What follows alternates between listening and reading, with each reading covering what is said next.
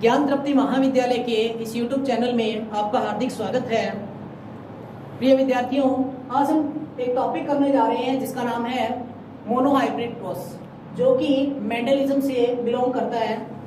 इससे पहले हम बात करते हैं जेनेटिक्स की। तो जेनेटिक्स क्या है?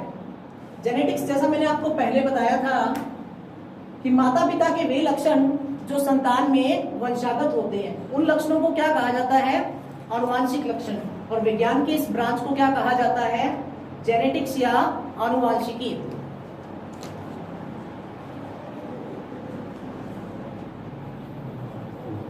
अगर हम बात करें कि फादर ऑफ जेनेटिक्स, आनुवांशिकी के पिता किसे कहा जाता है? तो इसमें नाम आता है जॉन ग्रेगर मेंडल।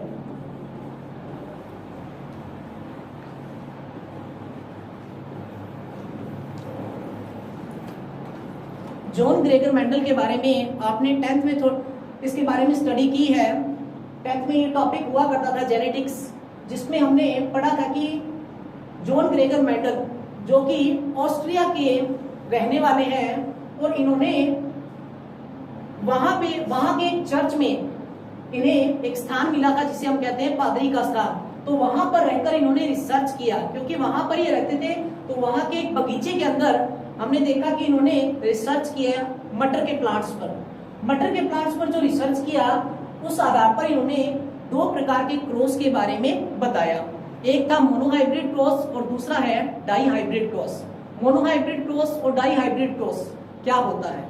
तो मोनोहाइब्रिड के बारे में हम बात करते हैं। तो सबसे पहले देखो, मोनोहाइब्रिड क्रॉस एक संकर संकरण।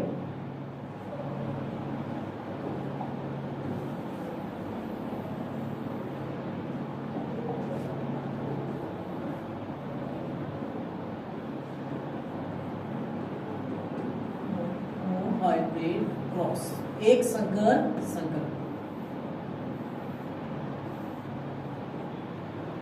आपको मैं बता दूं कि जब एक जोड़ी लक्षणों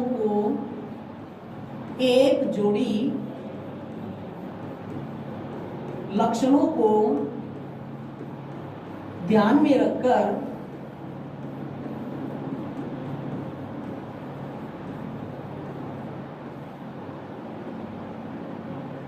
कोई क्रॉस करवाया जाता है, यानी कि संकरण करवाया जाता है,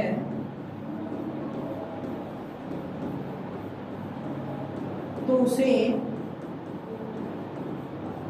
एक संकर संकरण कहा जाता है।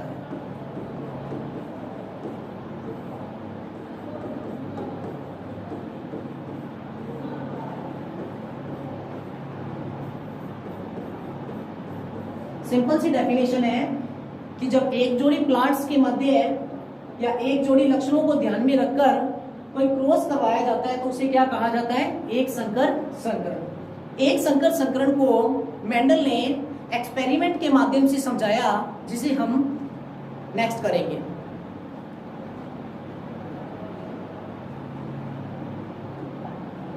देखो, एक संकर संकरण को करने के लिए मेंडल ने कैपिटल टी और कैपिटल टी, एक तरफ हम लेते हैं स्मॉल टी और स्मॉल टी।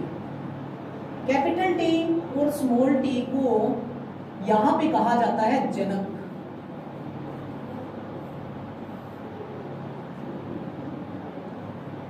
कैपिटल टी और स्मॉल टी को जनक कहा जाता है।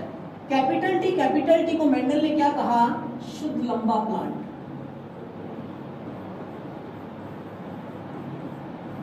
और इसे कहा शुद्ध बोना प्लांट।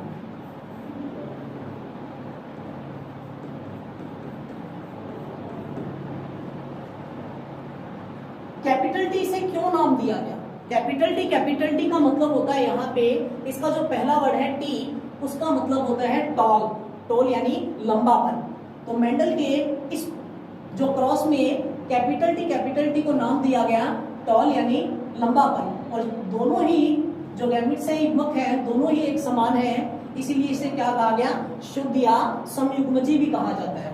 इसी प्रकार दोनों ये भी दोनों स्मॉल टी जो है वो भी किस प्रकार के हैं, दोनों समान है, जिस कारण इन्हें शुद्ध नाम दिया गया। और लंबेपन के विपरीत इसे दूसरा नाम दिया गया बोनापन, यानी शुद्ध बोना प्लांट। यहां से मेंडल ने प्राप्त किए गैमेट्स, जिनको हम बोला जाता है, हम यह कहते हैं युग्मक।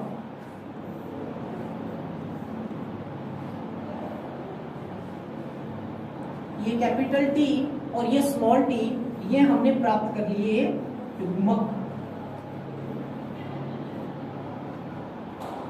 इन युग्मकों में जब क्रॉस करवाया जाता है तो हमें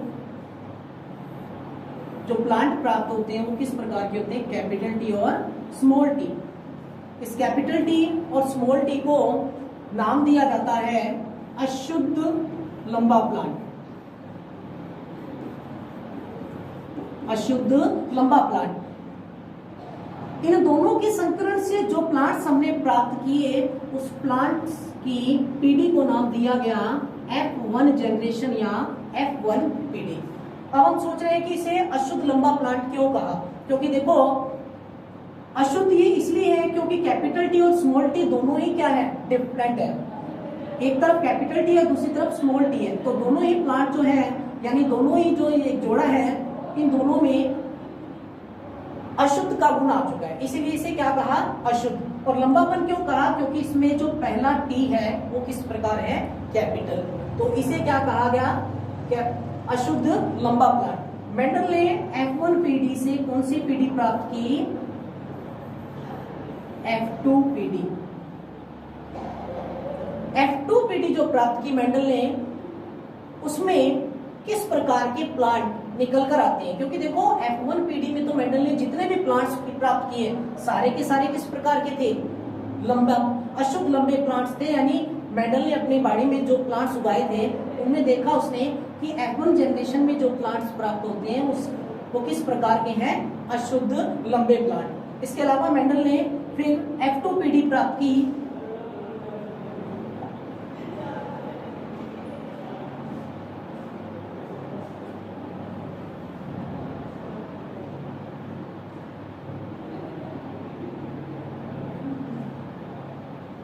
मेंडल ने F2 पीढ़ी प्राप्त की।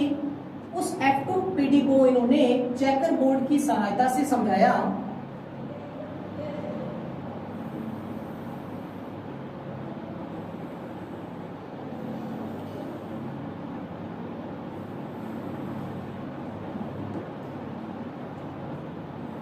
ये बन गया चेकर बोर्ड। और इस चेकर बोर्ड ने मेंडल ने जो F1 जनरेशन में प्लांट्स प्राप्त किए थे, कैपिटल टी और स्मॉल टी, इस तरफ भी कैपिटल टी और स्मॉल टी। अब देखो इस चेकर बोर्ड में पहले का क्रॉस इसके साथ, तो कैपिटल टी, इसका क्रॉस इसके साथ करवाएंगे तो क्या आएगा, कैपिटल टी और स्मॉल टी। इन दोनों का आपस में क्रॉस करवाया तो कैपिटल टी और स्मॉल टी, और इन दोनों से क्या आएगा, स्मॉल टी।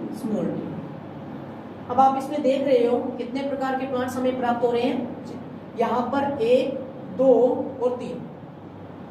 इसे हम जानते हैं, क्या नाम देते हैं, शुद्ध लंबा प्लांट। और इसे क्या नाम देते हैं,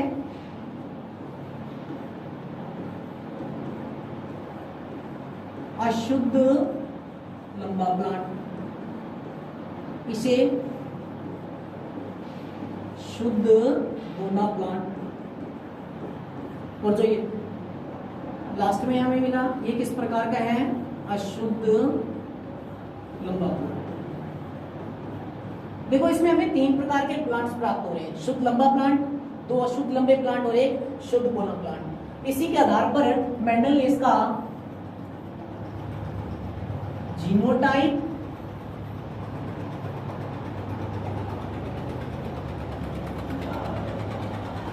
और फिनोटाइप अनुपात निकाला।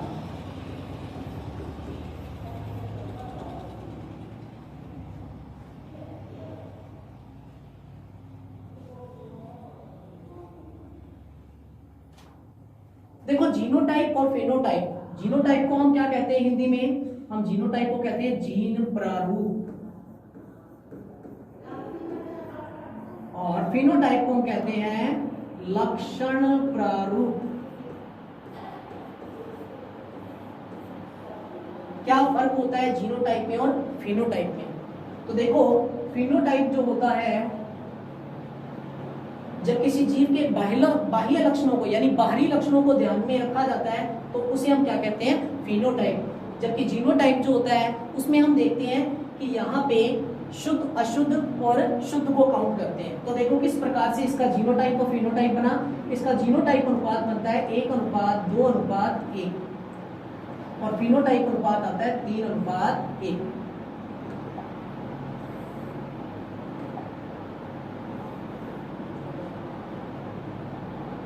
जो जीनोटाइप अनुपात है उसमें सबसे पहले देखो 1, एक पौधा किस प्रकार का है? शुद्ध लंबा। 2 पौधे किस प्रकार के हैं? अशुद्ध लंबे। और एक पौधा किस प्रकार का है? शुद्ध बोना प्लांट्स। और अगर फिनोटाइप की बात करें तो मैंने आपको बताया, जब हम बाहरी स्ट्रक्चर को देख के किसी के बारे में बताते हैं तो वो क्या होता है? उसका फिनोटाइप। फिनोटाइप देखो 3:1। 3:1 का मतलब यहाँ पे हमें सिर्फ लंबापन और बोनापन देखना है। तो यहाँ पे लंबापन की अगर प्लांट्स देखें तो 3 लंबे प्लांट्स हैं, यानी लंबापन इसमें भी प्रभावी है, इसमें भी प्रभावी है, इसमें भी प्रभावी है। तो 3 प्लांट्स तो कैसे हमें प्राप्त हो गए? यहाँ पे लंबे प्राप्त होते हैं, जबकि एक प्लांट जो है वो कैसा प्राप्त होता है? बोना प्राप्त होता है। तो इसे हम क्या कहते हैं? 3:1 का। इसी चेकर बोर्ड को एक अन्य तरीके से भी समझाया जा सकता है, जो कि देखो किस प्रकार है। अगर इसी जो चेकर बोर्ड हमने बनाया इसको हम किसी क्रॉस के माध्यम से समझाएं, जैसे कि देखो यहां पे मैंने ले लिया कैपिटल टी, सेम वही प्रोसेस है, थोड़ा तरीका अलग है।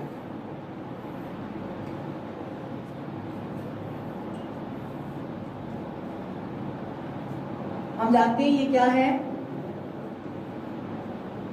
जनक। और यहां पे जो हमें प्राप्त होंगे वो क्या होंगे? युग्मक।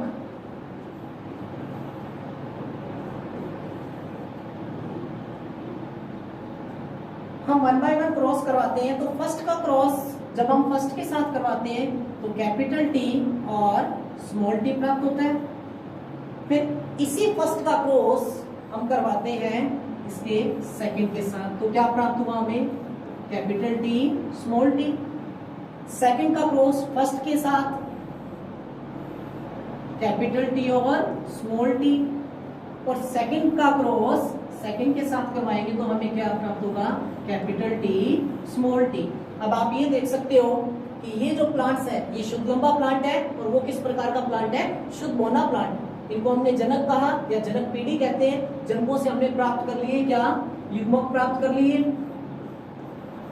और युग्मकों में जब क्रॉस करवाया जाता है तो यहाँ पे हम जानते हैं हमें कौन सी पीढ़ी, कौन सी जनरेशन प्राप्त होती है? F1 पीढ़ी। इस F1 पीढ़ी को हमने एक अन्य, ये जो F1 पीढ़ी प्राप्त हुई है इसमें हम देखते हैं कि चारों प्लांट्स 1 2 3 4 चारों के चारों प्लांट्स किस प्रकार के हैं? यहाँ पे अशुद्ध लंबे। कोई भी प्लांट्स ऐसा नहीं है जो कि शुद्ध हो, क्योंकि देखो हमने दोनों ही प्लांट्स कैसे लिए थे? शुद्ध लिए थे।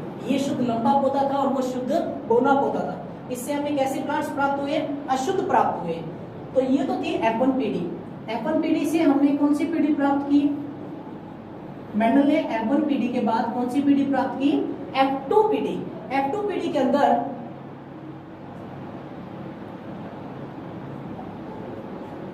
जो प्लांट्स हमें प्राप्त हुए थे कैपिटल टी और स्मॉल टी, और इस तरफ भी कैपिटल टी और स्मॉल टी।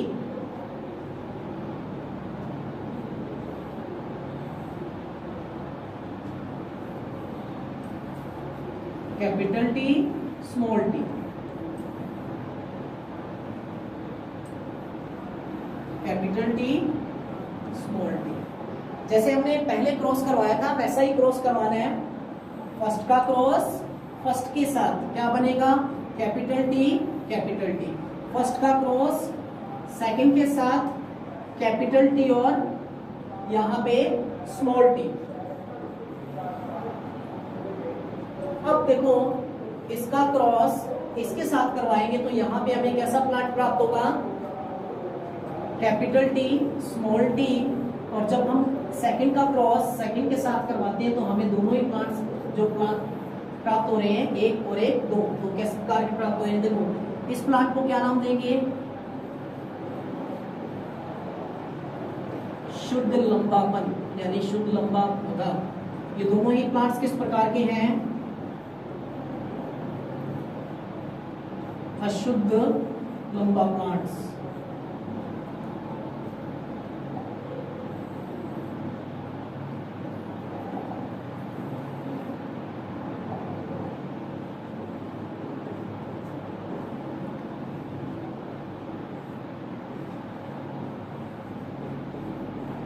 नेक्स्ट जो हमें प्राप्त हुआ वो किस प्रकार का है, शुद्ध भुना हुआ। इसका भी अनुपात आप देख लो, मैंने जैसे पहले बताया था आपको, इस डायग्राम को ढंग से देखो तो हमें इसमें 1, 2 एंड 3 तीन प्रकार के प्लांट्स प्राप्त हो रहे हैं।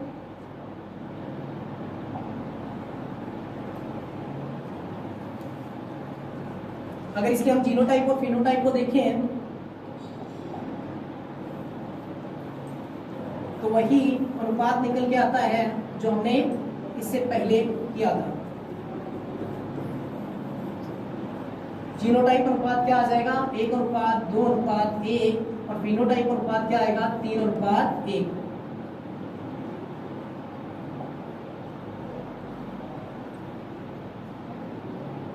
देखो जीनोटाइप और फिनोटाइप के अंदर फिनोटाइप 3:1 यानी प्लांट्स जो हमें प्राप्त हुए वो किस प्रकार के थे, लंबेपन के इसमें जो गुण थे वो कितने, देखो 2 प्लांट्स तो ये रहे, एक प्लांट्स ये रहा, एक पौधे लंबे हो गए और एक पौधा कैसा हो गया, बोना पौधा। जीनोटाइप की बात करें, एक शुद्ध लंबा प्लांट, 2 अशुद्ध लंबे प्लांट और एक शुद्ध बोना प्लांट। ये तो था हमारा मोनोहाइब्रिड क्रॉस यानी एक संकर संकरण। अब इसके बाद हम बात करते हैं द्विसंकर संकरण की। तो द्विसंकर संकरण को करने से पहले हमें इसके बारे में जानना आवश्यक है कि मेंडल ने जो प्रयोग किए, क्योंकि मेंडल से पहले भी कई वैज्ञानिकों ने इस प्रकार का प्रयोग किए होंगे। तो मेंडल ने जो प्रयोग किए उसकी सफलता के क्या कारण रहे होंगे,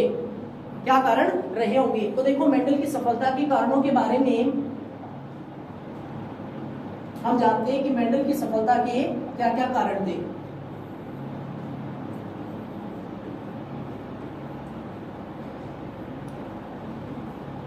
मेंडल की सफलता के कारण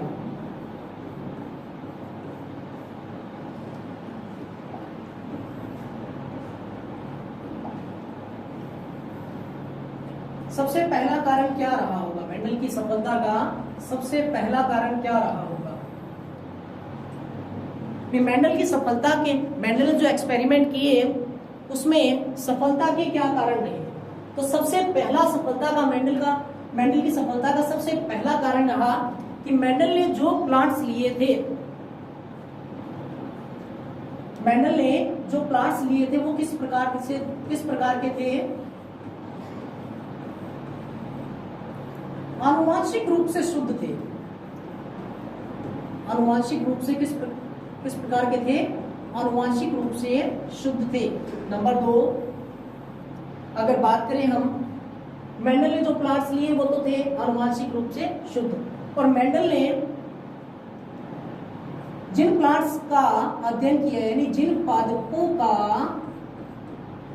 अध्ययन किया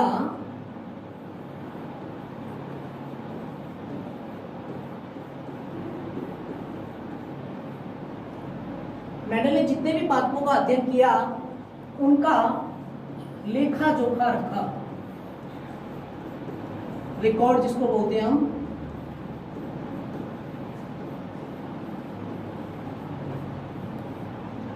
नंबर 3, इसके अलावा और क्या कारण हो सकते हैं मेंडल की सफलता के। तो देखो मेंडल की सफलता के अन्य कारणों को अगर बात करें तो हम ये कह सकते हैं कि मेंडल ने जितने भी एक्सपेरिमेंट किए उनका लेखा जोखा तो रखा ही, इसके अलावा जो मेंडल ने प्रयोग किया उसके अंदर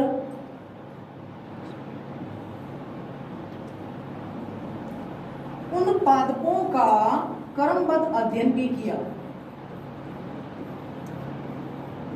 पादपों का क्रमबद्ध अध्ययन भी किया।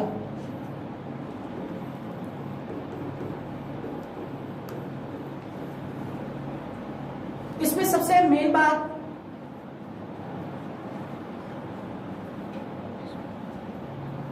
नहीं, कितनी देर की होगी? 20 मिनट के चलो चलानी है हैं? हाँ, तो मेंडल की सफलता का चौथा कारण था कि मेंडल से पूर्व जितने भी वैज्ञानिकों ने अध्ययन किया, मेंडल से पूर्व जितने भी वैज्ञानिकों ने अध्ययन किया उनको उनमें असफलता मिली, लेकिन मेंडल की सफलता का एक मुख्य कारण क्या था कि मेंडल ने जो भी प्रयोग किए उनको योजनाबद्ध तरीके से किया।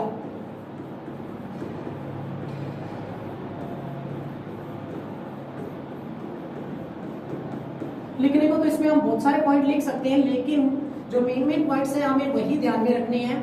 सबसे बड़ी बात, मेंडल ने जो प्रयोग किए उसकी सफलता का एक और कारण, जो मुख्य कारण बना कि मेंडल ने F1 पीढ़ी का अध्ययन तो किया, उसके साथ F2 पीढ़ी और F3 पीढ़ी, ये तीनों पीढ़ियों का निरंतर अध्ययन भी किया, निरंतर अध्ययन भी किया। नेक्स्ट कारण, मेंडल ने जो प्लांट्स लिए थे वो शुद्ध तो थे ही, उसके अलावा मेंडल ने जो प्लांट्स लिए वो आनुवांशिक रूप से शुद्ध तो थे ही, इसके अलावा हेल्थी भी थे, स्वस्थ भी थे। यानी मेंडल के द्वारा चुने गए पौधे स्वस्थ थे।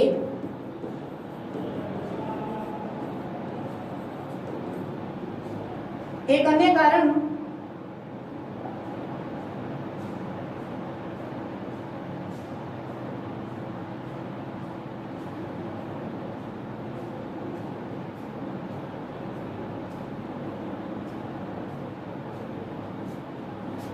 ये आपने नोट कर लिया होगा, एक बार देख लो इसको और नोट कर लो, बाकी आप इसे अपने तरीके से लिख लेना, क्योंकि यहां पर जो मैं समझा रहा हूं आपको वो एक शॉर्ट टर्म के रूप में लिख रहा हूं, ठीक है। मेंडल की सफलता के कारण क्या थे। इसके अलावा देखो, हम एक पॉइंट और लिखते हैं इसमें, मेंडल ने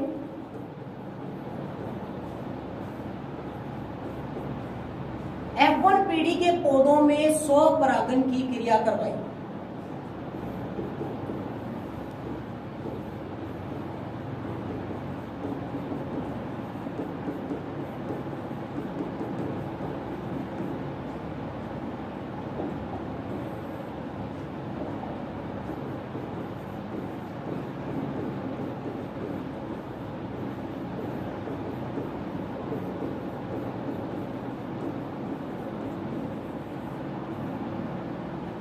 अब स्वपरागन की क्रिया क्या होती है, जैसा कि मैंने आपको बताया कि स्वपरागन की क्रिया के अंदर मेंडल ने जो F1 पीढ़ी में पौधे उगाए थे उन्हीं का आपस में क्या करवा दिया गया, क्रॉस करवा दिया गया।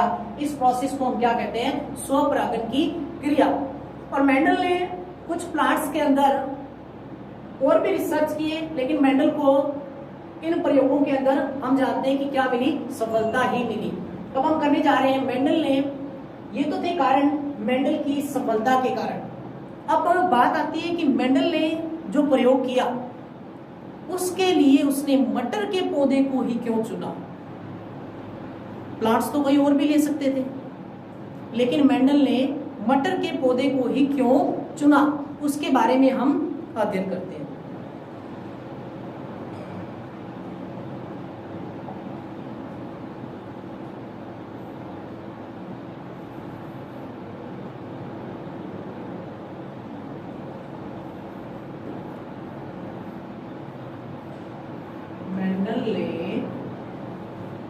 अपने प्रयोग के लिए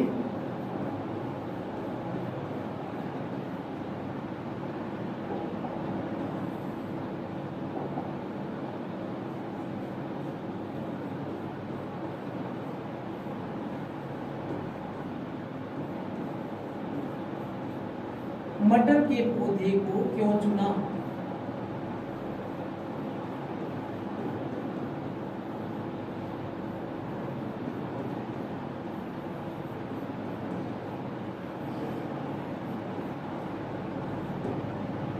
तो देखो, सबसे पहला कारण,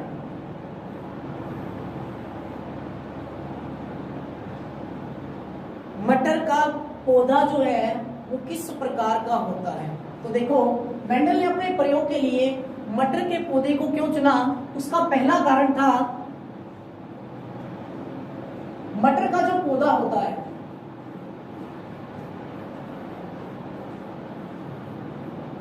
एक वर्षीय होता है।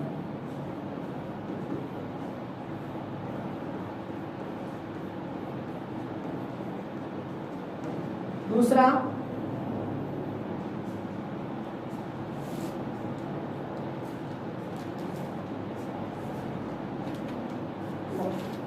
अर्थात मटर के पौधे में, मटर का पौधा हम ये कह सकते हैं वार्षिक होता है। वार्षिक का मतलब एक वर्ष में उसकी कई पीढ़ियां प्राप्त की जा सकती है।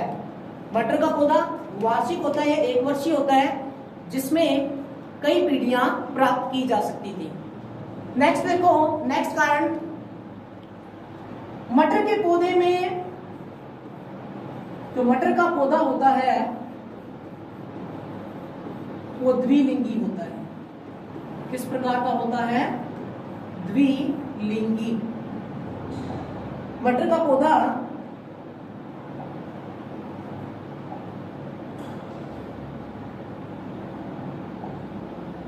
द्विलिंगी होता है।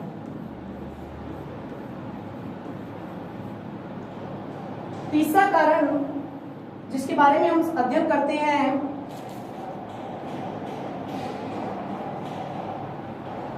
मटर का जो पौधा होता है, मटर के पौधे में अनेक विप्रेयसी लक्षण पाए जाते हैं।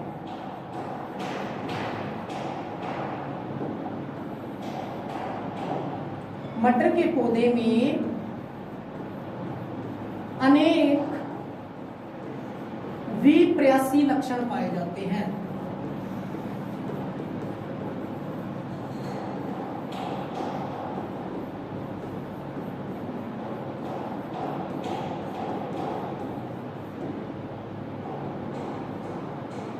नेक्स्ट कारण, यानी मटर के पौधे को क्यों चुना, तो उसका नेक्स्ट जो है उसके बारे में हम अध्ययन करें। तो मटर के पौधे को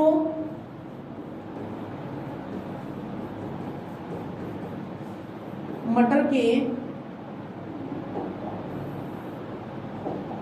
पौधे को आसानी से उगाया जा सकता है।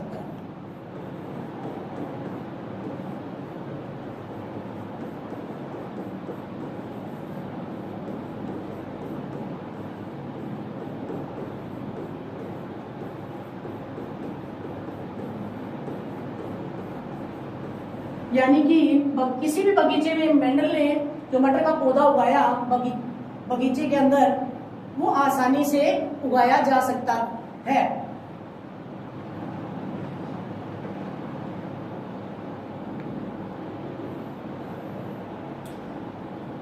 पांचवा कारण कि जो मटर का पौधा होता है, मटर का जो पौधा होता है उसके पुष्प जो होते हैं,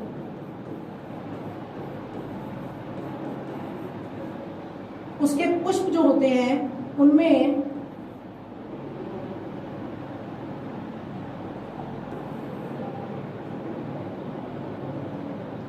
यानी कि मटर का जो पौधा होता है उसकी पुष्प की संरचना इस प्रकार होती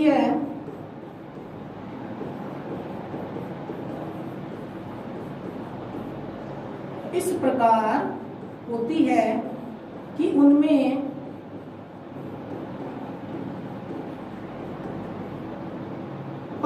उत्पादन भी आसानी से करवाया जा सकता है।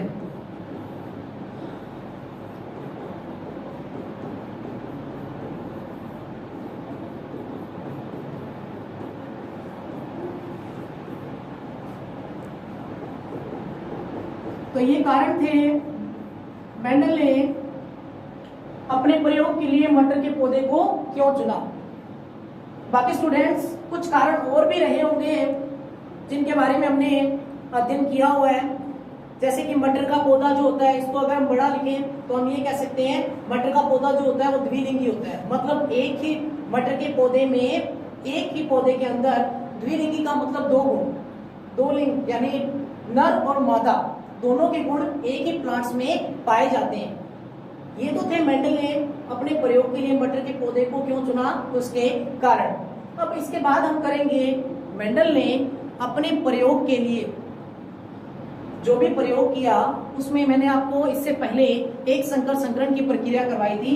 अब हम करेंगे द्विसंकर संकरण की प्रक्रिया। मैं आपको एक बात और ये बता दूं कि मेंडल ने अपने प्रयोग के अंदर मटर के जो लक्षण थे यानी मटर के पौधे के जो गुण थे वो 7 जोड़ी लक्षणों पर आधारित थे, जिसमें हम बात करते हैं कि मटर के जो 7 जोड़ी लक्षण थे उनमें से मेंडल ने एक ही गुण को अपनाया जिसे हमने मोनोहाइब्रिड क्रॉस में किया, यानी कि लंबापन और बोनापन। मेंडल ने जो एक्सपेरिमेंट किया एक संकर संकरण में, उसमें मेंडल ने शुद्ध लंबे और शुद्ध बोने पौधों के मध्य क्रॉस करवाया। इसके अलावा मेंडल ने जो एक्सपेरिमेंट किया उसमें बीज की आकृति,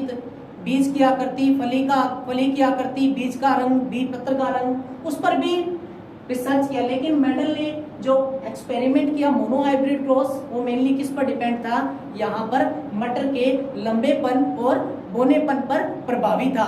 तो अब हम बात करते हैं, ये तो था मेंडल से रिलेटेड कुछ बातें जो कि हमारे लिए जरूरी है। नेक्स्ट हम करेंगे डाइहाइब्रिड क्रॉस।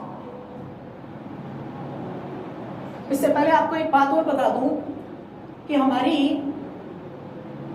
जो बीएससी फाइनल ईयर की बुक है मेंडलिज्म वाली, उसका जो फर्स्ट टॉपिक है मेंडलिज्म यानी मेंडेलियन जेनेटिक्स, उसके अंदर एक संकर संकरण क्रॉस को एनिमल्स के माध्यम से भी समझा रखा है, एनिमल्स के माध्यम से भी समझा रखा है।